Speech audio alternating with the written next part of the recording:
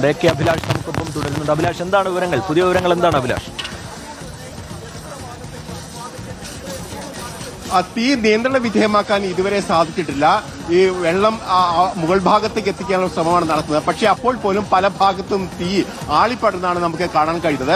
അതേസമയത്ത് ഇതിന്റെ അകത്ത് ആരും ഇല്ല എന്നുള്ള കാര്യം പറയുന്നുണ്ട്. അവരൊക്കെ ഒഴിപ്പിക്കാൻ കഴിഞ്ഞു എന്നുള്ള കാര്യം ചില ആളുകൾ പറയുന്നുണ്ട്. പക്ഷേ ഇതിനകത്ത് കയറി നോക്കിയാൽ മാത്രമേ അതിൽ എത്രത്തോളം വസ്തുതയുണ്ട് എന്ന് മനസ്സിലാക്കാൻ കഴിയൂ എന്നാണ് ഇപ്പോൾ പോലീസ് ഉദ്യോഗസ്ഥരടക്കം പറയുന്നത്. അതായത് അത്തരത്തിലുള്ള ആശങ്കകൾ കൂടി ഇപ്പോഴും നിലവിലുണ്ട് എന്നതാണ് പറയാൻ. പക്ഷേ ജീവനക്കാരെയൊക്കെ ഒഴിവാക്കാൻ ശ്രമിക്കുകയും അതോടൊപ്പം തന്നെ അവരെ ഭൂരിഭാഗം ആളുകളെ ഒഴിവാക്കുകയും ചെയ്തിട്ടുണ്ട്. അതിൽ 2 പേർക്ക് ശ്വാസതടസ്സം അനുഭവപ്പെടുന്ന സാഹചര്യം ഉണ്ടായിരുന്നു.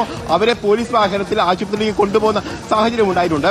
ഏതായാലും ഇപ്പോഴും തീ നിയന്ത്രണ വിധേയമാക്കാൻ ഈ ഫയർഫോഴ്സ് സംഘത്തിന് കഴിഞ്ഞിട്ടില്ല. കൂടുതൽ മേഖലകളിലേക്ക് തീ ആളിപ്പടർന്നാണ് നമുക്ക് മനസ്സിലാക്കാൻ കഴിയുന്നത്. കാരണം പിൻഭാഗത്താണ് തീപിടുത്തമുണ്ടായിരിക്കുന്നത്. ആ ഭാഗം ഏതാണ്ട് പൂർണ്ണമായും തീയിൽ അമരുന്നൊരു സാഹചര്യമാണ് ഉണ്ടായിരിക്കുന്നത്. ഏതായാലും 3-4 നിലകളിലേക്കാണ് ഇപ്പോൾ തീ വലിയ നിലയിൽ ആളിപ്പടരുകയും ചെയ്തത്.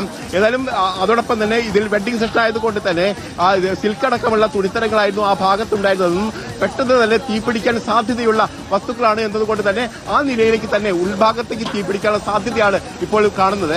അതോടൊപ്പം തന്നെ വലിയ തരത്തിൽ തീപിടുത്തം ഉണ്ടാവുകയും പുകച്ചുകൊണ്ട് നമുക്ക് ദൃശ്യങ്ങളിൽ തന്നെ കാണാൻ കഴിയും. നിയന്ത്രണ വിധേയമാക്കാൻ കഴിയാത്ത നിലയിലേക്ക് തന്നെ തീ പടർന്നു എന്നതാണ് ആശങ്കപ്പെടുത്ത കാര്യം. അതോടൊപ്പം തന്നെ ഇതിന്റെ മുൻഭാഗത്തെ ഫ്ലക്സ് അടക്കമുള്ളത് കൊണ്ട് തന്നെ മറുഭാഗത്തേക്ക് ഈ വാഹനങ്ങൾക്ക് വെള്ളം അകത്തേക്ക് ചീറ്റാൻ കഴിയാത്ത ഒരു സ്ഥിതിവിശേഷം കൂടി ഉണ്ട് എന്നുള്ളതും എടുത്തു പറയേണ്ടതുണ്ട്. കൂടുതൽ ഫയർഫോഴ്സ് യൂണിറ്റ് ഇവിടേക്ക് എത്തുകയും ചെയ്തു. ഇപ്പോൾ 4ാമത്തെ യൂണിറ്റാണ് ഇപ്പോൾ എത്തിയിരിക്കുന്നത്. പക്ഷേ ഇവിടെ റോഡിന് വീതിയില്ലാത്തത് കൊണ്ട് തന്നെ 2 യൂണിറ്റുകൾക്ക് മാത്രം ഇവിടെ നിന്നുകൊണ്ട് വെള്ളം മുകളിലേക്ക് എത്തിക്കാനുള്ള സംവിധാനം മാത്രമേ ഉള്ളൂ. ആ 2 ഫയർ എഞ്ചിനുകൾ ഉപയോഗിച്ച് തീക്കെടുത്താനുള്ള ശ്രമങ്ങൾ നടത്തുന്നുണ്ടെങ്കിൽ പോലും തീപിടുത്തം നമ്മൾ കണ്ടതാണ്. മണിക്കൂറുകൾ വലിയ ആശങ്കയുടെ മുൾമുനയിൽ നമ്മളെ നിർത്തിയതാണ്. മറ്റ് കെട്ടിടങ്ങളിലേക്കൊക്കെ തീ പടരുന്ന നിലയൊക്കെ അന്നുണ്ടായതാണ്.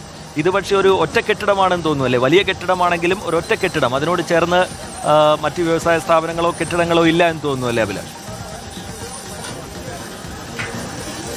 തീർച്ചയായിട്ടും വലിയ കെട്ടിടമാണ്. ഒറ്റപ്പെട്ട ഒരു കെട്ടിടമാണെങ്കിൽ പോലും വലിയ കെട്ടിടമാണ്. അന്ന് നമുക്ക് കണ്ടത് അവിടെ തീ അണയ്ക്കാൻ പരമാവധി ശ്രമിച്ചെങ്കിൽ പോലും ഉരുപ്പിടികൾ മുഴുവൻ, അതായത് തുണിത്തരങ്ങൾ മുഴുവൻ കത്തിത്തീർന്നതിന് ശേഷം മാത്രമാണ് തീ അണയ്ക്കാൻ കഴിഞ്ഞത്. ഏതാണ്ട് അതിന് സമാനമായ ഒരു സാഹചര്യം ഇവിടെയും ഉണ്ടോ എന്നുള്ളതാണ് ആശങ്കപ്പെടുന്ന കാര്യം. അതോടൊപ്പം തന്നെ ഇതിൽ ആരെങ്കിലും ഉൾപ്പെട്ടിട്ടുണ്ടോ? ചേരുന്നുണ്ട് ശ്രീ അഹമ്മദ് ദേവർകോവിൽ. വലിയ തീപിടുത്തമാണ് ഉണ്ടായിരിക്കുന്നത്. ഇത് നമുക്ക് ദൃശ്യങ്ങളിൽ കാണാൻ കഴിയുന്നുണ്ട്. അതിന്റെ 2 നില ഏതാണ്ട് പൂർണ്ണമായി കത്തി നശിക്കുന്ന നിലയാണ്. എന്താണ് താങ്കൾക്ക് ലഭ്യമായിരിക്കുന്ന വിവരം? കൂടുതൽ ഫയർഫോഴ്സ് യൂണിറ്റുകൾ അടക്കം അവിടേക്ക് എത്തേണ്ട സാഹചര്യമുണ്ട്. ഇപ്പോൾ 4 യൂണിറ്റ് ഫയർഫോഴ്സാണ് ദൗത്യത്തിന്റെ ഭാഗമാകുന്നത്. താങ്കൾക്ക് ലഭ്യമാകുന്ന വിവരങ്ങൾ എങ്ങനെയാണ് ശ്രീ അഹമ്മദ് ദേവർകോവിൽ? എയർപോർട്ടിൽ വിളിച്ചിരുന്നു. ഹലോ, കേൾക്കാമോ ശ്രീ അഹമ്മദ് ദേവർകോവിൽ? കേൾക്കാം, പറഞ്ഞു. വലിയ തീപിടുത്തമാണ്. തീ അണയ്ക്കാനുള്ള ശ്രമം ഇപ്പോഴും തുടരുന്നു. താങ്കൾക്ക് ലഭ്യമാകുന്ന വിവരങ്ങൾ എങ്ങനെയാണ്? യൂണിറ്റ് ഫയർഫോഴ്സ് ഇവിടെ എത്തിക്കഴിഞ്ഞിട്ടുണ്ട്. അവർ വെള്ളം പമ്പ് ചെയ്തുകൊണ്ടിരിക്കുകയാണ്. തീ ഇപ്പോൾ പരിപൂർണമായ നിയന്ത്രണമായിട്ടില്ല. 5 എത്തിക്കഴിഞ്ഞു. എന്താണ് ഈ തീപിടുത്തത്തിന്റെ കാരണം എന്നൊക്കെയുള്ളത് വരുന്ന മണിക്കൂറുകളിൽ ചർച്ചയാവേണ്ട വിഷയമാണെങ്കിലും പ്രാഥമികമായ എന്തെങ്കിലും വിവരം താങ്കൾക്കുണ്ടോ? ഇല്ല, അത്ര വിവരങ്ങളൊന്നും ലഭ്യമായിട്ടില്ല. ഇപ്പം നല്ല കറുത്ത പുകകൾ ഉയരുന്നുണ്ട്. ഈ ഉണ്ട് ഇപ്പോൾ നന്നായിട്ട് പരിസരത്തേക്ക് പടരാതിരിക്കാനുള്ള ശ്രമങ്ങളാണ് നടത്തിക്കൊണ്ടിരിക്കുന്നത്. ശരി, വളരെ നന്ദി ഈ ഘട്ടത്തിൽ പ്രതികരിച്ചതിന്. അഹമ്മദ് ദേവർകോവിൽ MLA നമ്മളോടൊപ്പം ചേരുകയായിരുന്നു. തീ അണയ്ക്കാനുള്ള ശ്രമം ഇപ്പോഴും തുടരുകയാണ്. 2 നിലകൾ പൂർണ്ണമായി കത്തുന്നു. അതിന്റെ ഉൾവശത്ത് കൂടുതലിടങ്ങളിലേക്ക് തീ പടരുന്നുണ്ട് എന്നാണ് നമ്മൾ മനസ്സിലാക്കുന്നത്. പുറത്തുനിന്ന് വെള്ളം ചീറ്റിക്കൊണ്ട് തീ അണയ്ക്കാനുള്ള ശ്രമമാണ് ഫയർഫോഴ്സിന്റെ ഭാഗത്ത് നിന്ന് ഇപ്പോഴുണ്ടാകുന്നത്. കെട്ടിടത്തിനകത്തേക്ക് ഇപ്പോഴും കയറാൻ കഴിഞ്ഞിട്ടില്ല. അത് മുൻഭാഗത്ത് ഇപ്പോഴും തീ ആളിക്കത്തുന്ന നിലയുണ്ട് എന്നതുകൊണ്ടാണ്. മറ്റൊന്നത് ടെക്സ്റ്റൈൽസ് ആണ്, തുണിത്തരങ്ങളാണ്. വെഡ്ഡിംഗ് സെഷനിലാണ് ആദ്യം തീ പിടിച്ചതെന്നാണ് പ്രാഥമികമായി മനസ്സിലാക്കുന്നത്. തുണിത്തരങ്ങളായതുകൊണ്ട് തന്നെ വളരെ വേഗത്തിൽ തീ പടരുന്ന നിലയാണ് ഉണ്ടായത്. ഏതാണ്ട് 6 മണിയോടുകൂടിയാണ് ഈ അപകടം സംഭവിച്ചതെന്ന് മനസ്സിലാക്കുന്നു. 6-6:15 കൂടിയാണ്. ഈ 3/4 മണിക്കൂറിനകം തന്നെ 2 നിലകൾ പൂർണ്ണമായി കത്തി നശിക്കുന്ന നിലയിലേക്കാണ് ഇപ്പോൾ പോയിരിക്കുന്നത്. പ്രേക്ഷകർക്ക് തത്സമയ ദൃശ്യങ്ങൾ കാണാം. അതിന് മുൻവശമുണ്ടായിരുന്ന ഒരു വലിയ ഫ്ലക്സ് ബോർഡ് അടക്കം പുറത്തുനിന്ന് കത്തുന്ന ദൃശ്യങ്ങളാണ് ഇപ്പോൾ കാണുന്നത്. സമീപത്തെ കെട്ടിടങ്ങളിലേക്ക് തീ പടരുമെന്ന ആശങ്കയില്ല. കാരണം അതൊരു ഒറ്റപ്പെട്ട കെട്ടിടമാണ്, പക്ഷേ വലിയ കെട്ടിടമാണ്. 2 നിലകളിൽ തീ ഇപ്പോൾ പൂർണ്ണമായി പടർന്നു കഴിഞ്ഞിട്ടുണ്ട്. ഇനി അത് കൂടുതൽ നിലകളിലേക്ക് പടരുമോ എന്നുള്ള ആശങ്ക നിലനിൽക്കുന്നുണ്ട്. അതിനോടകം തന്നെ മറ്റിടങ്ങളിലേക്ക് തീ വ്യാപിക്കുന്നത് തടയാനുള്ള നടപടി ഫയർഫോഴ്സിന്റെ ഭാഗത്തു നിന്നുണ്ടാകണമെങ്കിൽ ഈ പുറം ഭാഗത്തെ തീ പൂർണ്ണമായി അണയ്ക്കേണ്ട നിലയുണ്ട്. അതിനുശേഷം മാത്രമേ അകത്തേക്ക് കടന്നുകൊണ്ട് ആ തീയുടെ വ്യാപനം തടയാൻ കഴിയുകയുള്ളൂ. ഇപ്പോഴെന്തായാലും 4 യൂണിറ്റ് ഫയർഫോഴ്സ് സ്ഥലത്തെത്തിയാണ് ഈ ദൗത്യത്തിന്റെ ഭാഗമായിരിക്കുന്നത്. നേരത്തെ ഒരു ദൃക്സാക്ഷി നമ്മളോട് പ്രതികരിച്ചിരുന്നു. വിഷ്ണു എന്നായിരുന്നു അദ്ദേഹത്തിന്റെ പേര്. അദ്ദേഹം പറയുന്നത് അതിനകത്തുള്ള മുഴുവൻ ആളുകളെയും ഒഴിപ്പിച്ചിട്ടുണ്ട്. ആ തരത്തിലുള്ള ആശങ്കകളില്ല എന്നുള്ളതാണ്. ജീവനക്കാരെയും സാധനം വാങ്ങാൻ വന്നവരെയും ഒക്കെ ഒഴിപ്പിച്ചിട്ടുണ്ട് എന്നുള്ളതാണ്. ES രഞ്ജിത്ത് കൂടി നമുക്കൊപ്പം ചേരുന്നുണ്ട് വിവരങ്ങളുമായി. രഞ്ജിത്ത്, എന്താണ് പുതിയ വിവരങ്ങൾ? രഞ്ജിത്ത്,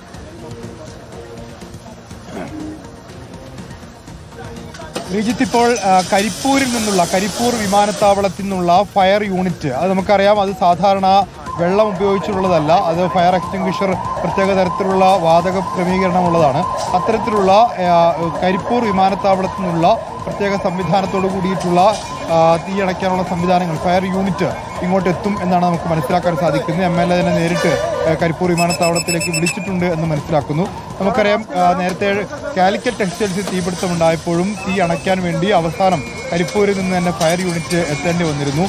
വെള്ളം ഉപയോഗിച്ച് അത് പരമാവധി തീ അണയ്ക്കാൻ ശ്രമിച്ചാൽ പോലും അത് തീ ആളിക്കത്തുന്ന അല്ലെങ്കിൽ തീ മറ്റിടങ്ങളിലേക്ക് പടരുന്ന ഒരു സാഹചര്യം നിലവിലുണ്ടായിരുന്നു. അതുകൊണ്ട് തന്നെയാണ് ഇപ്പോൾ കരിപ്പൂരിൽ നിന്നുള്ള യൂണിറ്റ് ഏറ്റവും അടിയന്തരമായി വിജയലക്ഷ്മിയിലേക്ക് എത്തിക്കാനുള്ള തീരുമാനം എത്തിയിട്ടുള്ളത്.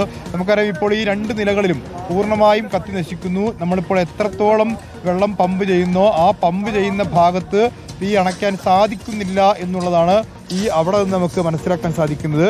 കൂടുതൽ ഫയർ യൂണിറ്റുകൾ എത്തി. ഇപ്പോൾ 5ഓ 6ഓ യൂണിറ്റുകൾ സംഭവ സ്ഥലത്തെത്തി. ഏകദേശം 1/4 മണിക്കൂറിലധികമായി തീ നിന്ന് കത്തുന്നു. എന്നിട്ടും ഒരു ശമനവും ഉണ്ടായിട്ടില്ല എന്നുള്ളതാണ് വലിയ ആശങ്ക ഉയർത്തുന്നത്. ഇത് വലിയ സ്ക്വയർ മീറ്ററുകളുള്ള വലിയൊരു കെട്ടിടമാണ്. ആ കെട്ടിടത്തിൻ്റെ ഓരോ ഫ്ലോറുകളും ദീർഘമായ ഫ്ലോറുകളാണ്. ആ ഫ്ലോറുകളിൽ 2 എണ്ണം പൂർണ്ണമായും കത്തുന്നു എന്നുള്ളതാണ്.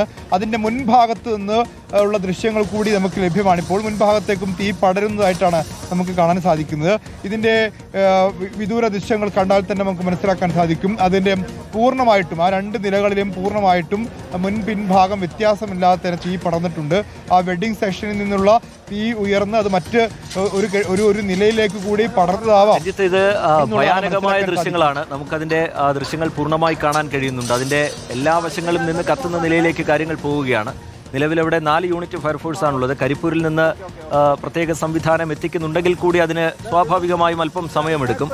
സമീപത്തുള്ള ഫയർ സ്റ്റേഷനുകളിൽ നിന്ന് കൂടുതൽ യൂണിറ്റുകൾ എത്തിക്കുക എന്നുള്ളതാണ് ഏറ്റവും പ്രായോഗികമായ ഈ ഘട്ടത്തിൽ സ്വീകരിക്കാവുന്ന നടപടി.